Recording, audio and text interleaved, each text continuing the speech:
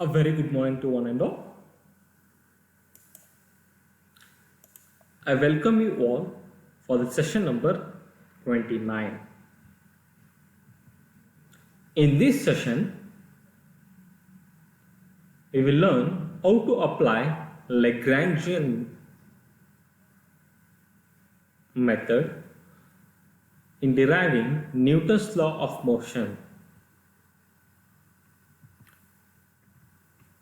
In the last class, we have derived Lagrangian equation of motion using D'Alembert's principle, which is given by d by dt of dou L by dou Qj dot minus dou L by dou Qj is equal to Qj. This is a general form of Lagrangian equation where L is equal to T minus V, where T represents kinetic energy and V represents potential energy. For a conservative force, Lagrangian equation of a motion, where Qi is equal to 0, then d by dt of dou L by dou Qj dot minus dou L by dou Qj is equal to 0. Note that we have derived this equation for an holonomic case.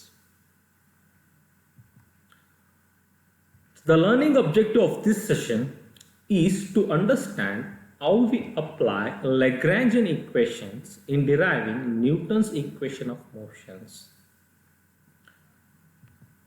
By the end of this session, we will come to know how Newton's equations of motion can be arrived using Lagrangian equations of motion.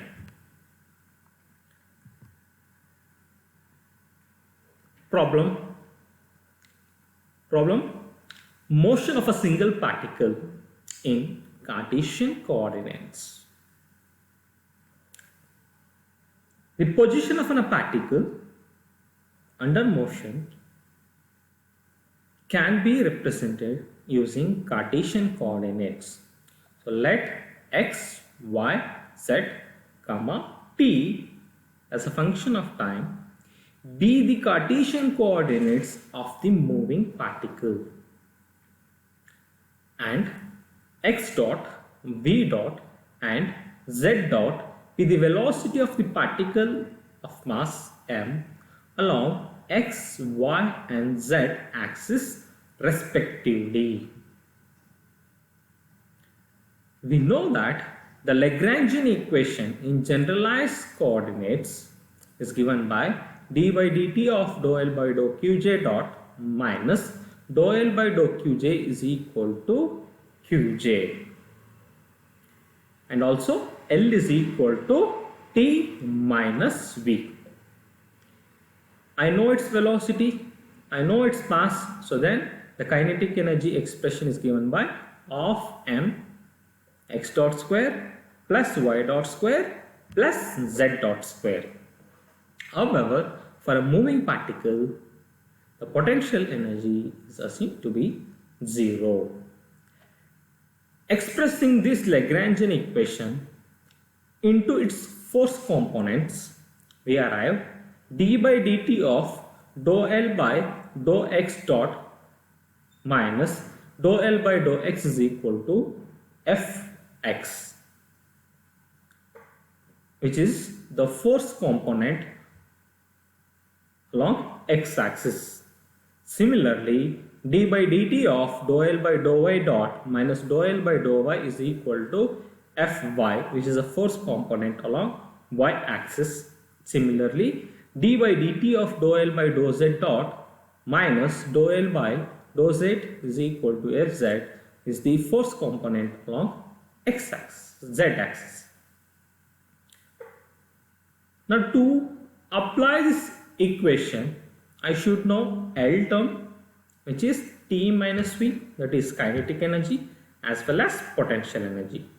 Next, I need to differentiate that L term partially with respect to generalized coordinates, that is x dot, y dot and z dot.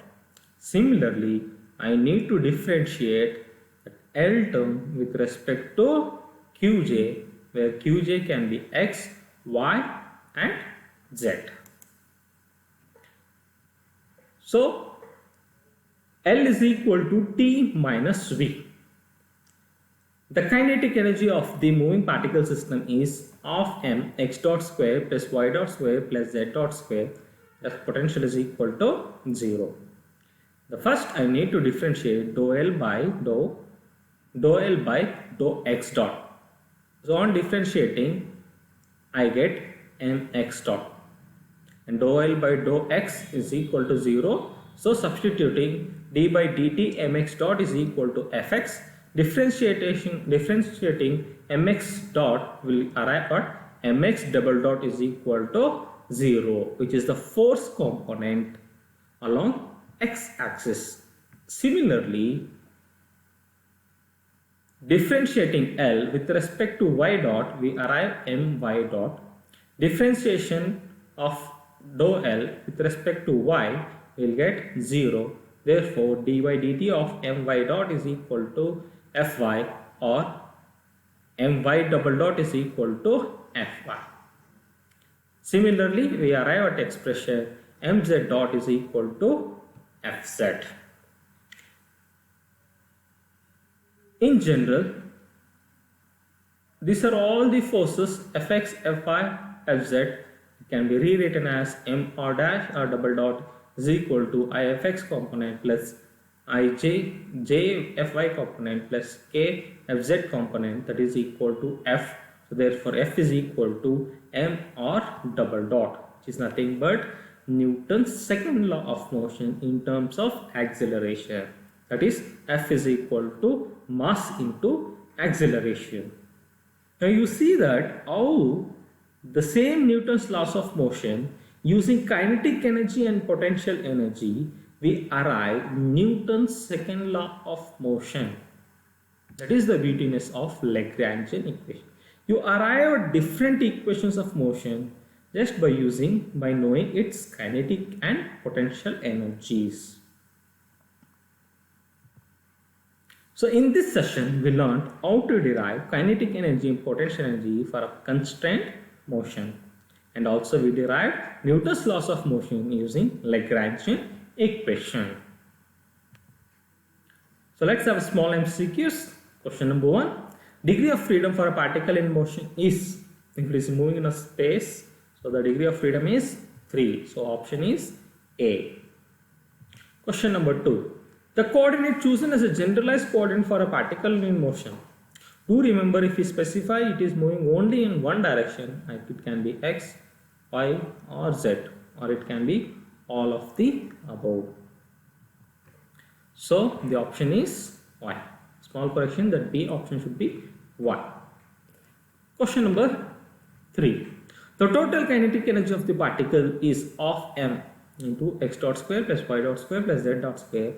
So which is, I don't have any expression like that. So answer is none of the above. Question number 4. Potential energy for a particle in a motion is, assume it is 0. So option is D. Question number 5. Lagrangian equation for a particle in motion is L is equal to 1 by 2 m x dot square plus y dot square plus z dot square. So the option is answer A. Question number 6. Dou L by dou x is equal to, we see that Lagrangian is independent of x. So dou L by dou x will be equal to 0. So the option is C. Question number 7. Lagrangian equation of motion for a particle in motion is, it is mx double dot plus my double dot plus mz double dot. So option is answer A. Mx dot represents, know that mass multiplied by velocity will give you momentum. So option is answer B. To be specific, motion along x-axis. So that is option is C. Mx double dot represents, it is a force term along x-axis. So the option is answer C. So in this session we learned, Question number 10. Dou L by dou Z dot. This is m z dot. So the option is answer C. So in this session, we learned how to arrive at Newton's second law of motion using kinetic energy and potential energy in Lagrangian equations. So if you know kinetic energy and potential energy for a system, then you can derive its equation of motion. Hope you enjoyed this session. Thank you all.